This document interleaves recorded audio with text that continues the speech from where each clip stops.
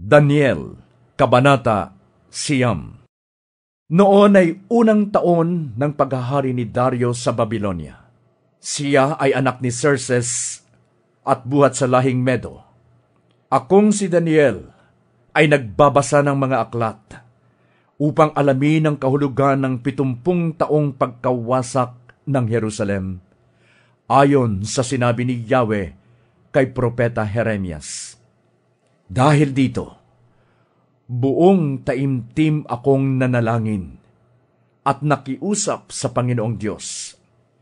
Nag-ayuno ako, nagsuot ng damit panluksa at naupo sa abo. Nanalangin ako kay Yahweh na aking Diyos at inihingi ko ng kapatawaran ang mga kasalanan ng aking mga kababayan. Ganito ang sinabi ko: O Panginoon, dakila at kamanghamanghang Diyos na laging tapat sa kasunduan at tunay na nagmamahal sa mga umiibig sa inyo at sumusunod sa inyong mga utos. Nagkasala po kami at nagpakasama. Naghimagsik po kami at sumuway sa inyong mga tuntunin at utos. Hindi kami nakinig sa inyong mga lingkod na propeta na binigyan ninyo ng kapangyarihang magpahayag sa aming mga hari, pinuno, magulang, at sa buong bayan. Panginoon, lagi po kayong nasa katuwiran, at kami hanggang ngayon ay nasa kahihiyan. Gayon din po ang buong Huda at Jerusalem, ang buong Israel, pati ang mga ipinatapon ninyo sa iba't ibang dako dahil sa kanilang kataksilan. Kami po, O Yahweh, ang aming mga hari, pinuno at magulang, ay nahihiya sapagkat nagkasala kami sa inyo. Panginoon naming Diyos, kayo po ay mahabagin at mapagpatawad sa kabila ng lagi naming paghihimagsik at pagsuway sa mga utos na ibinigay ninyo sa amin na inyong mga alipin sa pamamagitan ng inyong mga lingkod na propeta. Ang buong Israel ay nagkasala sa inyo. Sumuway sa inyong kautusan at hindi nakinig sa inyong tinig. Dahil dito, ibinuhos ninyo sa amin ang mga sumpa na nasa saad sa aklat ng kautusan ng lingkod ninyong si Moises. Tinupad ninyo ang inyong sinabi sa amin at sa aming mga pinuno na kami inyong paparusahan dahil sa aming pagkakasala. Sapagkat sa buong daigdig ay wala pang nangyaring tulad ng dinanas ng Jerusalem. Tulad ng nasusulat sa kautusan ni Moises, naranasan namin ang kapahamakang ito. Gayunman, Yahweh, aming Diyos, wala kaming ginawa upang maglubag ang inyong kalooban. Hindi rin namin tinalikuran ang aming kasamaan, ni kinilala ang katotohanang inyong ipinapahayag.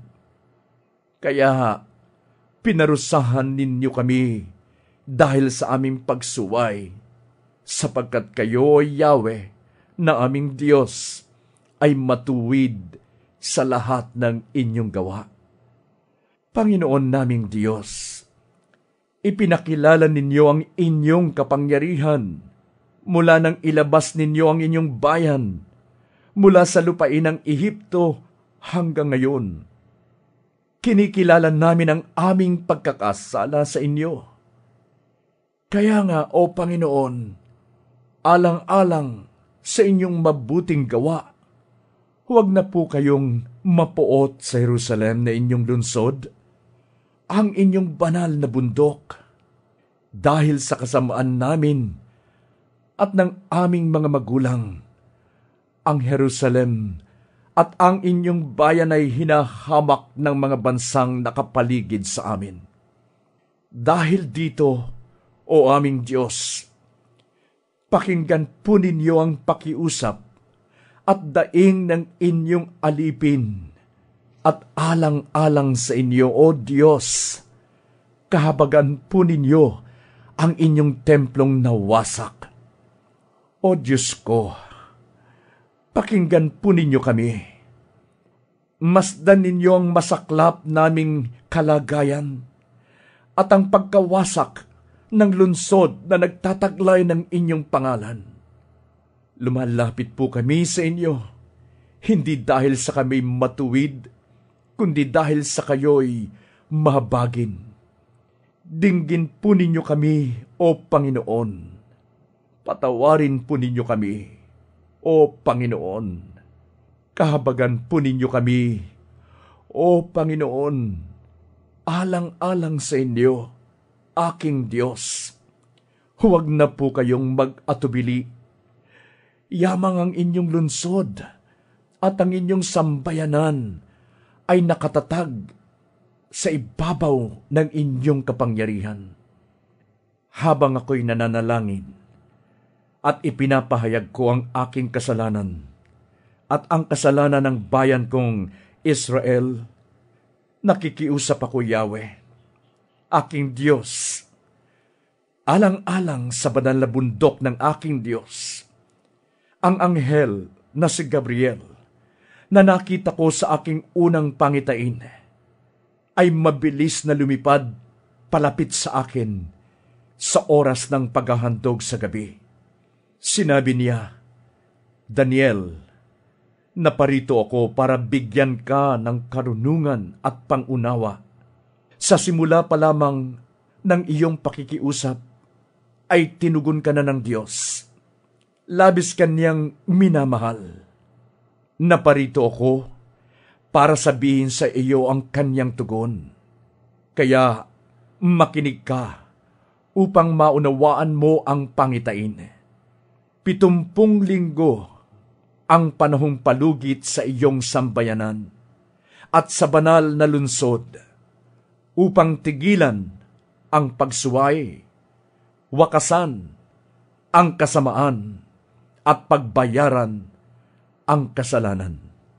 Pagkatapos, maghahari na ang walang hanggang katarungan, magaganap ang kahulugan ng pangitain at ang pahayag.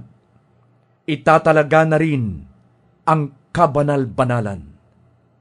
Unawain mo ito mula sa pagbibigay ng utos na muling itayo ang Jerusalem hanggang sa pagdating ng pinunong hinirang ng Diyos ay lilipas ang 7 linggo.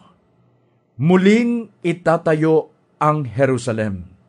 Ang mga lansangan at pader nito ay aayusin sa loob ng 62 linggo.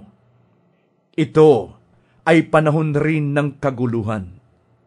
Pagkalipas ng 62 linggo, papatayin ang hinirang ng Diyos.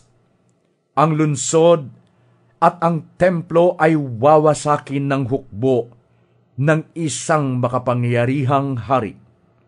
Ang wakas ay darating na parang baha at magkakaroon ng digmaan at pagkawasak na itinakda ng Diyos. Ang haring ito ay gagawa ng isang matibay na kasunduan sa maraming tao sa loob ng 1 linggo. Pagkaraan ng kalahating linggo, papatigilin niya ang paghahandog. Ilalagay niya sa itaas ng templo ang kasuklam-suklam na kalapastanganan. Mananatili ito roon hanggang sa wakasan ng Diyos ang naglagay nito.